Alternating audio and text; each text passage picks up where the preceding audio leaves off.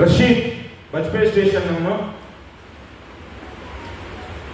ಅವನ ಇನ್ವಾಲ್ವ್ಮೆಂಟ್ ಈ ಒಂದು ಕೊಲೆ ಕೇಸ್ನಲ್ಲಿ ಬಹಳ ಬಲವಾಗಿದೆ.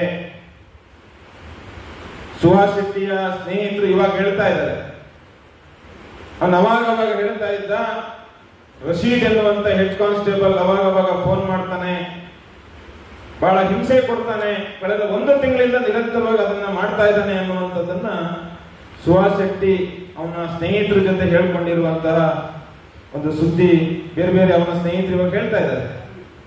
ತಾಯಿ ಕೂಡ ಅದನ್ನ ಹೇಳಿದೆ.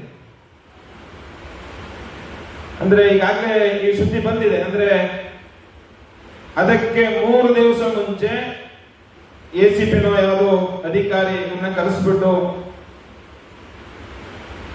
ಅವರ ಹತ್ರ ಇದ್ದಂತ ಏನು ವೆಪನ್ಸ್ಗಳು, ಟೂಲ್ಸ್ಗಳೇನಿತ್ತು ಅದನ್ನೆಲ್ಲವನ್ನ ತೆಗಿಲಿಕ್ಕೆ ಆಗ್ರಹ ಮಾಡಿದ್ರು. ಇಲ್ಲಿದ್ರೆ ನಿಮ್ಮ ಮೇಲೆ ಕೇಸ್ ಹಾಕ್ತೀವಿ, ಇದ್ ಮಾಡ್ತೀವಿ ಅಂತ ಹೇಳಿ ಹೆದರಿಸಿದ್ರು. ಆದ್ರೆ ಆ ಟೂಲ್ ತೆಗ್ಸಿರುವಂತ ಸುದ್ದಿ ಈ ಆರೋಪಿಗಳಿಗೆ ಗೊತ್ತಾಯಿತು. ಆ ಕುಡುಪಿನ ಅಶ್ರಫ್ ಅನ್ನುವಂತ ಕೊಲೆ ಅದು 27ಕ್ಕಾಯ್ತು, ಇದು 1ನೇ ತಾರೀಕಿಗೆ ಆಯಿತು. ಅದೇ ಸಂದರ್ಭದಲ್ಲಿ ಅವನ ಶಸ್ತ್ರಾಸ್ತ್ರಗಳನ್ನ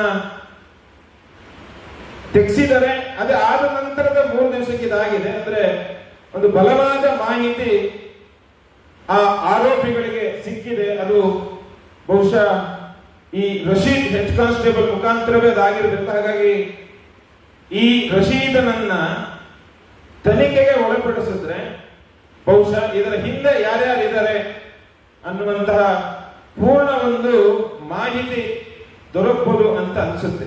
ಹಾಗಾಗಿ ಈ ಕೇಸ್ನಲ್ಲಿ ಆ ರಶೀದ್ ಅನ್ನುವಂತ ಹೆಡ್ ಕಾನ್ಸ್ಟೇಬಲ್ ಅನ್ನು ತನಿಖೆಗೆ ಒಳಪಡಿಸಬೇಕು ಅಂತ ಹೇಳಿ ನಾವು ಈ ಒಂದು ಪತ್ರಿಕಾಗೋಷ್ಠಿಯ ಮುಖಾಂತರ ಪೊಲೀಸ್ ಇಲಾಖೆಗೆ ಆಗ್ರಹ ಪಡಿಸಲಿಕ್ಕೆ ನಾವು ಇಚ್ಛೆ ಪಡ್ತೀವಿ. ಅಷ್ಟವರಿಗೆ ಕಾನ್ಫಿಡೆನ್ಸ್ ಬರಬೇಕು ಅಂತಂದ್ರೆ ಅಲ್ಲಿ ಯಾರ್ಯಾರು ನೆರೆದಿದ್ರು ಅವರೆಲ್ಲರೂ ಇವರದೇ ಜನ ಆಗಿರ್ಬೇಕು, ಲೋಕಲ್ಲೇ ಆಗಿರ್ಬೇಕು. ನಾವೇನು ಪಹಲ್ಗಾಮ್ನಲ್ಲಿ ಮೊನ್ನೆ ಘಟನೆ ಆಯ್ತು, ಶೂಟ್ ಮಾಡಿ ಬಂದ್ರು.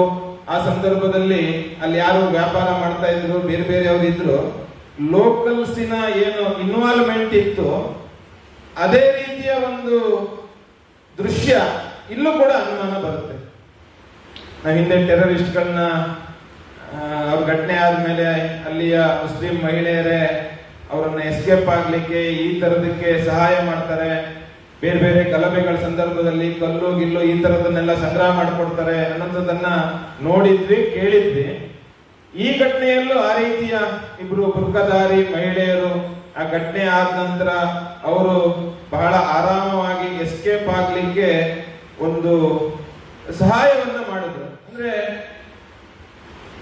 ಅಲ್ಲಿದ್ದವರೆಲ್ಲ ಬಹುತೇಕ ಈ ಘಟನೆ ನಡೆಯುತ್ತೆ ಅನ್ನೋದು ಗೊತ್ತಿತ್ತು. ಹಾಗಾಗಿ ಅವರು ಬಹಳ ಆರಾಮವಾಗಿ, ಬಹಳ ಕಾನ್ಫಿಡೆನ್ಸ್ ಆಗಿ ಅದನ್ನು ಮಾಡಿ ಆರಾಮವಾಗಿ ಹೋಗಿದ್ದಾರೆ. ಆ ಸಂದರ್ಭದಲ್ಲೂ ಆ ಪ್ರದೇಶದಲ್ಲಿ, ಆ ಜಾಗದಲ್ಲಿ ಪ್ರಶಾಂತ್ ಪೂಜಾರಿ ಬಜರಂಗ ದಳದ ಕಾರ್ಯಕರ್ತನ ಹತ್ಯೆ ಮಾಡಿದಂತ ಮುಸ್ತಾಫಾ ಹಾಗೂ ಕಬೀರ್ PFI ಕಾರ್ಯಕರ್ತರು ಅವರು ಆ